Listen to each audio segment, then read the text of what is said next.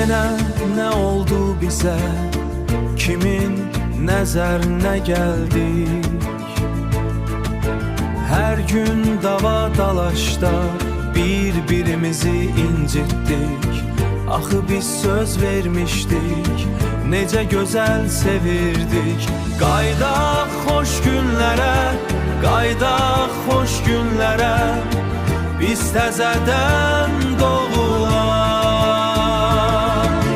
Gəl hər şeyi unudaq,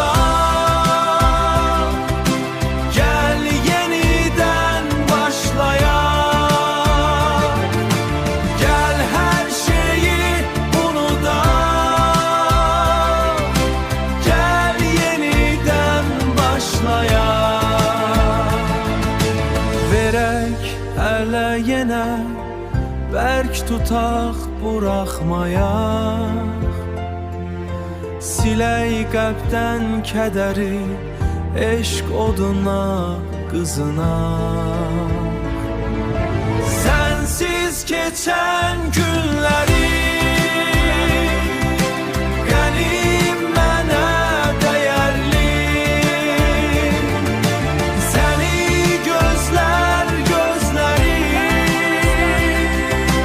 xoş günlərli yaşayaq. Gəl hər şeyi unudaq, gəl yenidən başlayaq.